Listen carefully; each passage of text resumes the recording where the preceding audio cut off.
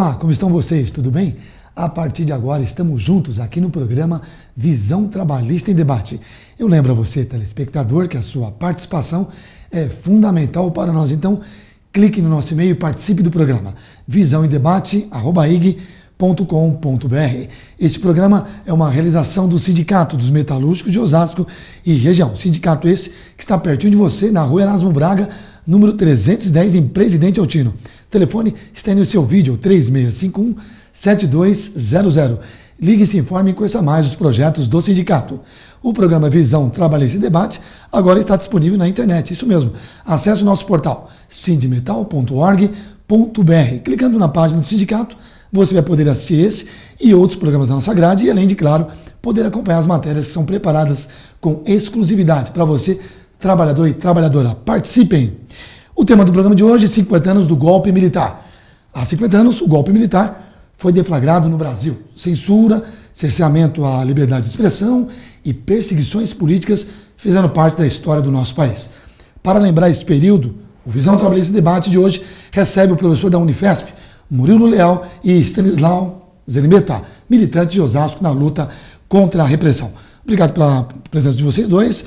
É sempre um prazer receber pessoas manter essa qualidade do nosso programa. Professor, obrigado. Professor Murilo, obrigado pela sua presença. Eu que agradeço o convite. É um prazer estar aqui. Stanislau, parceiro e companheiro, obrigado também. Agradeço o convite. É uma honra estar aqui.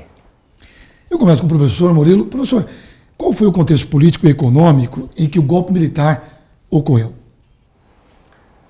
Um contexto que se abre no pós-guerra, né, de afirmação de um projeto nacional desenvolvimentista do Brasil, né, que, a partir do governo de João Goulart, né, a partir de setembro de 1961, esse projeto começa a adquirir, um pouco depois da posse de João Goulart, uma feição reformista, né, decorrente dos impasses que uma economia ainda dependente, né, uma sociedade que não tinha realizado a reforma agrária, a sua reforma educacional, não tinha passado por um processo de transformação, uma perspectiva mesmo de revolução burguesa mais profunda, né? Esse país, então, começa a enfrentar em 61, 1962, uma série de impasses, né, em que esse projeto nacional desenvolvimentista ele se esgota, né? E o governo João Goulart tenta promover essas reformas, que ficaram conhecidas como as reformas de base, e encontra uma forte resistência da oligarquia rural, do grande empresariado internacional e nacional, das classes médias que se viam ameaçadas pelas mobilizações populares, né? Então, foi um contexto, ao mesmo tempo, de muito debate, politização, mas também de uma divisão na sociedade, e o golpe militar ele é um resultado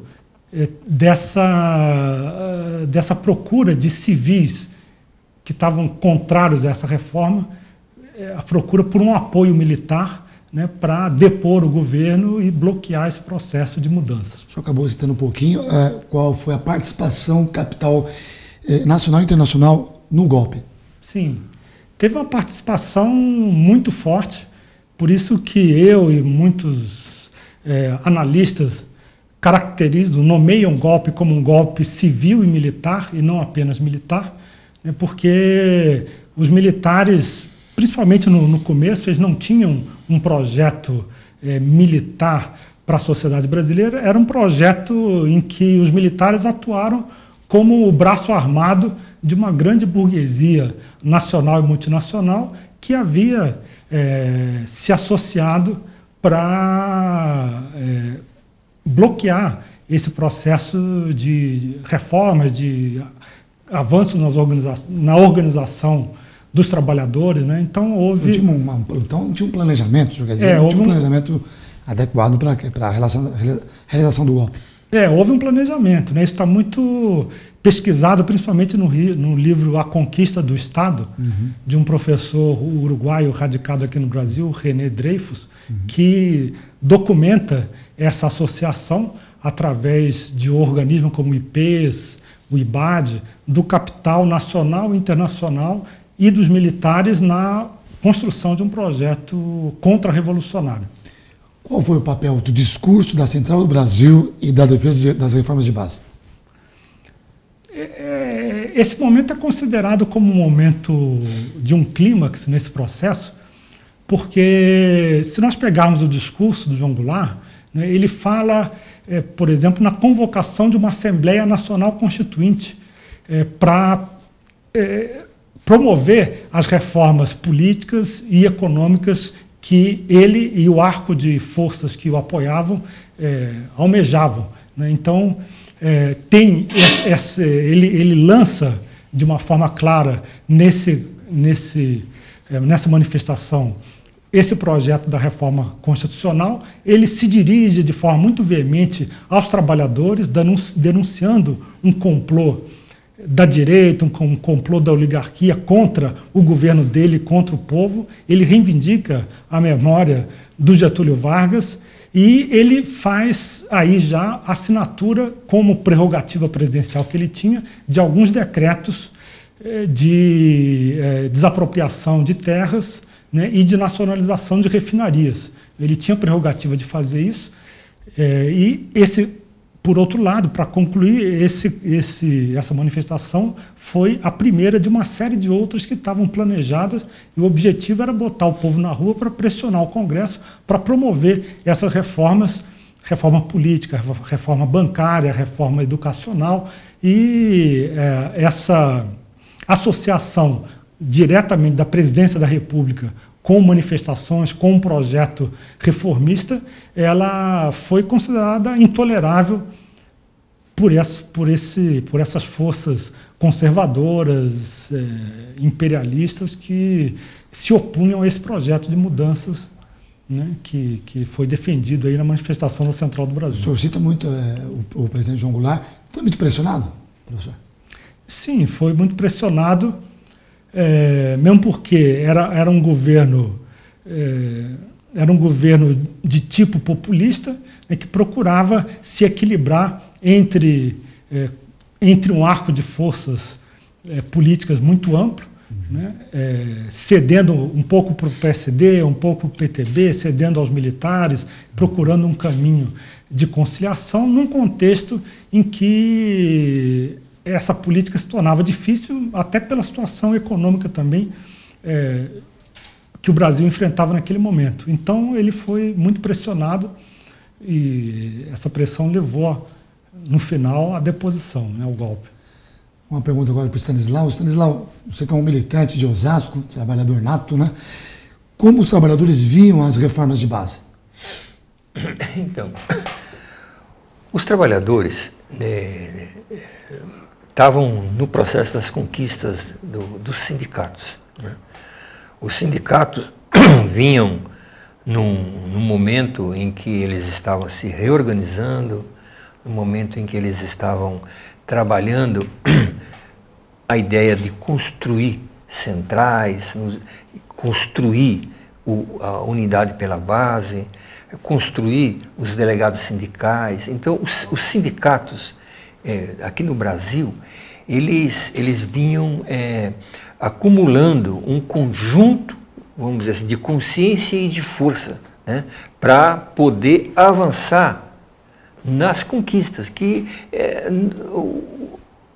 os trabalhadores, praticamente do ponto de vista da produção, tinham muita pouca guarida patronal. Então, não tinha, muitas empresas grandes não tinham refeitório, não tinham. Então, existia um processo, assim, quando a vinda do golpe, por todo esse embaralhamento do Partido Comunista e tudo mais, de acreditar numa burguesia nacional e de não preparar os trabalhadores, eu acho que os trabalhadores foram pegos assim como meio que, puxa vida, estamos num golpe, e agora o que nós fazemos? Então eu me lembro muito bem, eu fui para a fábrica, fui trabalhar, não tinha nada, quer dizer, a ideia de greve, a ideia de...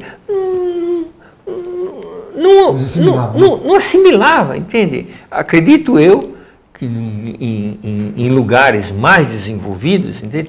Tentou-se alguma coisa, mas esse tentou-se alguma coisa foi numa situação muito adversa, porque o inimigo já estava completamente armado, certo? E isso não quer dizer que não houvesse apoio com o Jango. Inclusive, o plebiscito que foi colocado, que o povo referendou o Jango, foi um plebiscito enorme, um apoio enorme. Agora, no processo da luta dos grandes, das elites e tudo mais, e da forma como o Partido Comunista encaminhou, ele criou uma situação de, vamos dizer assim, os trabalhadores criaram uma paralisia. Como eles não avançaram, os trabalhadores estavam desorganizados, também não acharam o golpe, vamos esperar o que vai acontecer. 50 anos do golpe militar é o tema do programa de hoje, você pode participar através do nosso e-mail, visãoemdebate@eg.com.br. Murilo Leal, professor da Unifesp, e Stanislau Zenimeta, metalúrgico e uma das lideranças da greve de 68, são os meus convidados de hoje. Nós vamos para um breve intervalo e já voltamos com mais perguntas. Fiquem conosco, não saiam daí.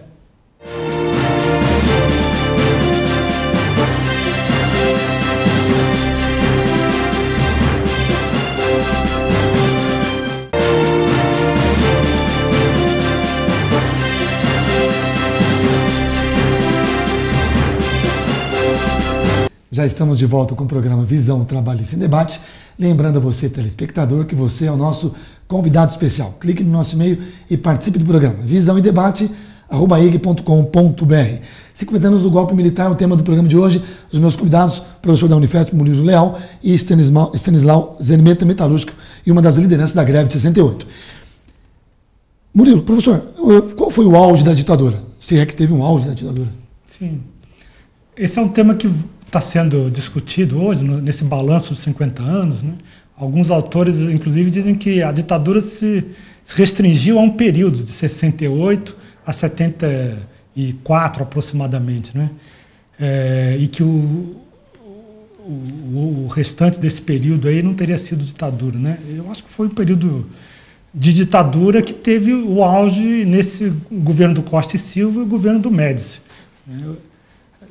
A partir do AI-5, que é também conhecido como golpe dentro do golpe, em dezembro de 68, até o primeiro esboço de abertura com a posse do Geisel, que começa esse processo longo de transição.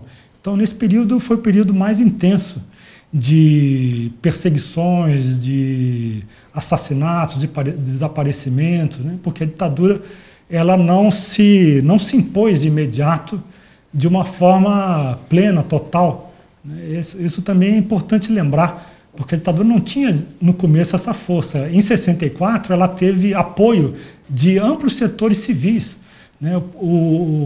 A ala do PSD, que apoiava o Juscelino Kubitschek, ela votou no Castelo Branco, dentro do colégio eleitoral, como presidente da República, né? Então, houve um primeiro momento em que muitos apoios civis acreditavam que a ditadura seria provisória, né? E que em 65 já haveria eleições presidenciais, mas isso não ocorreu, né? Então, de fato, há um período mais intenso da repressão que eu diria que é de 68 a 74. O Stanislau até citou no final do segundo bloco, né? Porque no começo o pessoal não assimilava, né? Eu queria saber do Stanislau, o senhor estava onde no momento do golpe militar? Eu estava trabalhando.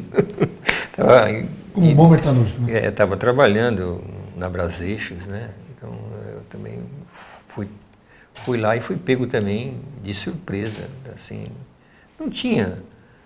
Depois que vieram boletins, isso, aquilo, mas de surpresa. Stanislau, como os trabalhadores dentro das fábricas eram tratados naquele período e como se organizavam para lutar contra a ditadura? Então, depois do golpe, começou-se a verificar que houve um processo, os primeiros a serem, vamos dizer assim, punidos, foram os sindicalistas. Depois foram os delegados sindicais. Essa foi a tônica base. Então, intervenções de sindicatos, falta assim, de comunicação com os trabalhadores começou a ficar bem clara. Então, os delegados sindicais sumiram, os sindicatos começaram a ser servidos por interventores, e interventores eram B10, eram servis, né, da ditadura. Então, aí as fábricas ficaram ao Deus dará. Quer dizer, não havia, vamos dizer assim, a ideia de um processo de organização. Então, os trabalhadores só iam se movimentar nas databases. Mas isso daqui era pouco, porque a inflação era grande, a inflação estava comendo, né? As grandes empresas, elas inclusive faziam um joguinho, davam um adiantamento de 3 em 3 meses, fazia aquele joguinho, mas as outras fábricas era arroxo. Então o arroxo começou e não tinha local para fazer o processo da resistência. Era possível ainda fazer um processo de organização, de resistência, porque não havia ainda a repressão. Vamos dizer assim, os militares e as forças repressivas não estavam organizadas para buscar, claro que um aqui, o outro ali, um que era dedado, um que era mais visado, isso corria solta a repressão, mas ela não era sentida, porque era pontual.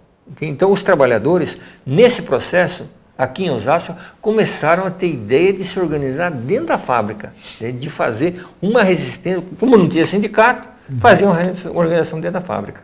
Agora, uma pergunta para os dois. Os rumos do Brasil tomaram caminhos tortuosos a partir do dia 1º de abril de 64. Algumas pessoas morreram, outras foram torturadas e algumas exiladas. Além de vidas, o que o nosso país perdeu com a ditadura? Eu acho que perdeu uma oportunidade de seguir um caminho de maior independência baseado nessas reformas que o João Goulart, ele não inventou essas reformas, era um sentimento e um conjunto de reivindicações políticas que vinham se acumulando, pelo menos há 10 anos antes, e que tomaram uma forma sintética nessa ideia das reformas de base, né? Então, seria a oportunidade de um desenvolvimento nacional mais equilibrado, mais inclusivo, né, menos dependente dos grandes centros do capitalismo internacional, com maior distribuição de renda, com reforma agrária, com maior possibilidade de organização popular dos trabalhadores, uma possibilidade democrática e de uma afirmação de uma identidade nacional e popular, que era o que estava colocado ali naquele momento. Então, tudo isso foi muito afetado e esse caminho não pode mais ser trilhado porque nós estamos em outro momento. Foi uma grande perda para o projeto de Brasil, eu acredito. Você está me dizendo que o Brasil hoje poderia ser diferente se não houvesse o golpe militar. Seria um país bem mais desenvolvido. Sim. Stanislau, sua opinião sobre essa questão? Eu acho que os militares foram um papel nefasto. Papel nefasto porque ele desloca o processo de organização popular. Então, o povo começa a se organizar, começa a ter isso e recebe vamos dizer assim, uma bofetada, uma pisada de bota, e todo o processo de organização popular regride. Então, os trabalhadores perderam o quê? Criar condições de independência, de avançar no processo democrático, porque o processo democrático só interessa aos trabalhadores, as transparências, a forma como, vamos dizer assim, controlar, entende? Os gastos, entende? Controlar, entende? Isso era possível se ver. Do Brasil, os militares torpedearam esse país, tiraram filosofia, tiraram sociologia, colocaram o SPB, quer dizer, eles instrumentalizaram, eles foram aos poucos instrumentalizando a ideia. Então, o povo não podia pensar. Então, os militares, vamos dizer assim, criaram uma situação tal que todo o processo de desenvolvimento estava metido numa corrupção que até hoje eles não falam. A Transamazônica, a Ferrovia do Aço, ninguém fala nada quanto custou a Ponte Rio-Niterói. Então, tudo isso foi feito como uma forma de que houve um desenvolvimento. Mas no ponto de vista do povo, da educação popular, só recebeu atraso. Esses são os meus convidados de hoje, Stanislau Zermeta e Murilo Leal, professor da Unifesp. 50 anos do golpe militar, o tema do programa de hoje. Nós vamos para um breve intervalo e já voltamos com mais perguntas. Fiquem conosco, não saiam daí.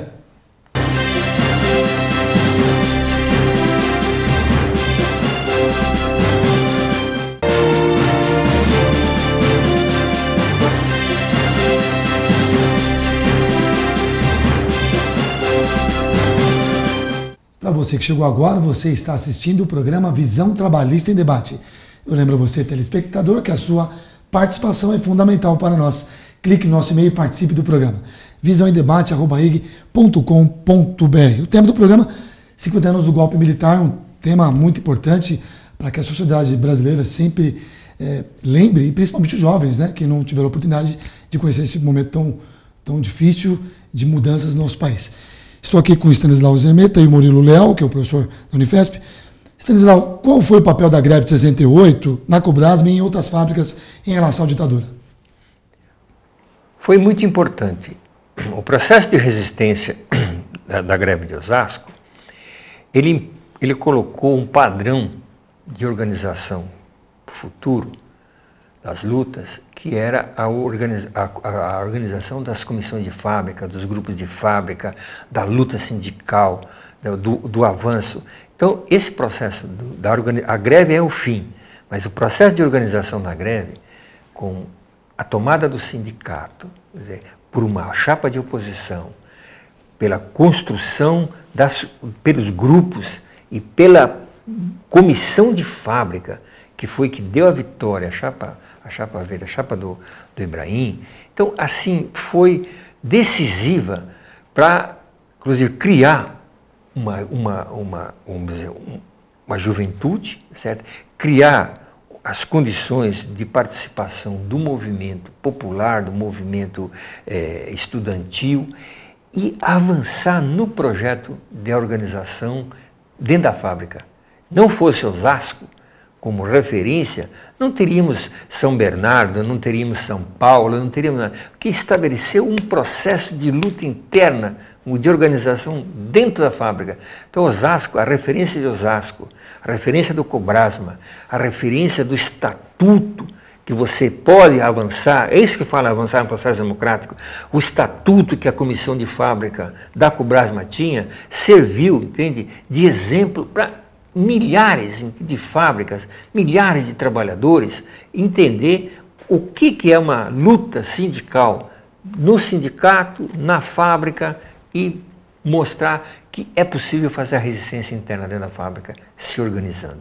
A história do Brasil se confunde com a greve de 68 pela tamanha importância que foi esse período, né, professor?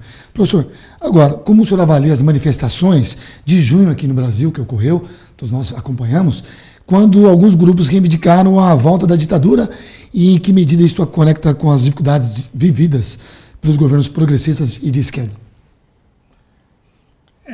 Eu acho que a tônica nessas manifestações não foi esta, né? Dessa mobilização que pegou carona em manifestações que tinham outro objetivo, que era o principal objetivo, era contra o aumento das tarifas de ônibus, e depois foram sendo incluídas outras reivindicações, na minha visão, relacionadas com um avanço na construção de um estado de bem-estar social, com serviços públicos de qualidade, né? Mas, ao mesmo tempo, há uma inquietação de camadas da classe média e de setores da opinião pública autoritários e conservadores, e também fomentados por uma mídia que se opõe frontalmente a algumas medidas do governo e da sociedade que vão no sentido da democratização, a comissão da verdade, a própria expansão das universidades federais, que contraria muitos interesses privados, a política de cotas, né? Essas medidas, o próprio Bolsa Família, elas são recebidas com muita resistência, né? E essa resistência ela ganhou as ruas no final desse processo das manifestações. A própria natureza da forma como se organizaram as manifestações, sem um programa, sem liderança muito definidas, né? Era uma coisa em rede, ela tem um lado bom, mas ela propicia também que quem quer entrar nessa rede vai entrando, e esses grupos aí, que eu acho que não representam o espírito dessas jornadas de junho, eles também entraram tentando incorporar as suas bandeiras, né? Mas bandeiras com ideologias que não tem, né, professor? Não tem. Mas eu acho que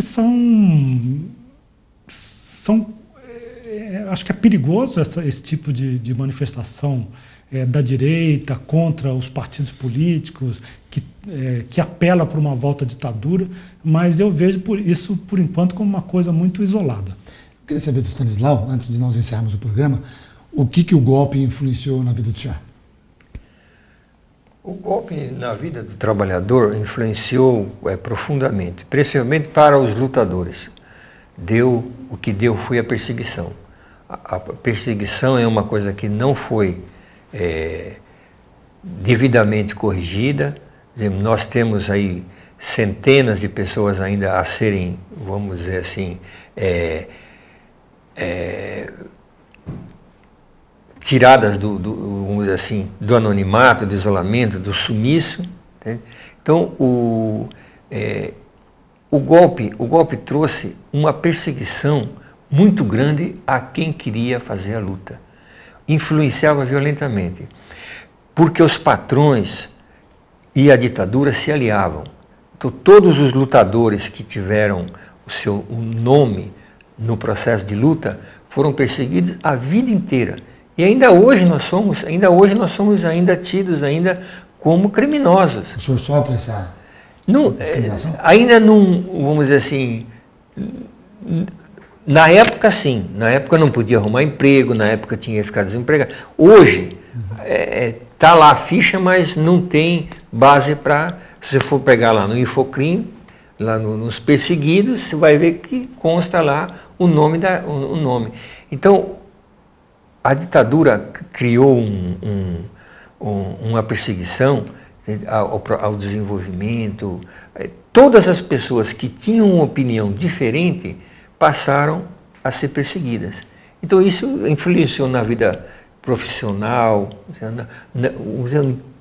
todas as atividades que se tinha eram colocadas. Esse aí é vamos dizer assim, um comunista, então não tem emprego. Então o cerceamento profissional muito grande e o cerceamento político também. Se pudesse voltar ao tempo, o que o senhor mudaria? Eu mudaria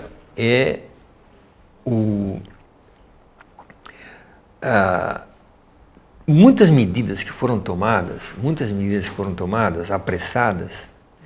Eu acho que a gente poderia refletir um pouco mais em tomar essas medidas. Então, no combate, a gente não enxergou a força que a repressão tinha, o estado policial que tinha sido colocado, certo? E a gente não conseguiu fazer as alianças devidas para fazer a luta. Tá certo. Infelizmente, estamos chegando ao final do nosso programa. O tempo é curto, quando o tema é importante, é sempre assim mesmo. Mas eu quero agradecer a presença dos meus dois convidados de hoje, o professor da Unifesp, Murilo Leal. Muito obrigado pela sua presença, professor. Seja sempre bem-vindo aos estúdios da TV Osasco. Eu que agradeço a oportunidade. E também ao meu companheiro e amigo Stanislau Zenimeta, metalúrgico e uma das lideranças da greve de 68. Obrigado pela sua presença. Seja sempre bem-vindo aos estúdios da TV Osasco. Muito obrigado e agradeço ao sindicato a oportunidade de um patrocínio de uma TV tão importante e de um programa tão interessante. Muito obrigado, Stanislau. E agradeço a você, telespectador, que ficou conosco até agora, pelo seu carinho e também, claro, pela sua audiência. Agora você já sabe, nós temos um encontro marcado aqui no programa Visão Trabalhista e Debate. Através do nosso e-mail você participa do programa visãoedebate@ig.com.br ou também pelo site no sindmetal.org.br. Clicando na página do sindicato, você vai poder assistir esse e outros programas da nossa grade, além de, claro, acompanhar as matérias que são preparadas com exclusividade. Participem, tenham todos uma ótima semana. Eu vejo vocês, se Deus quiser, no próximo programa. Tchau!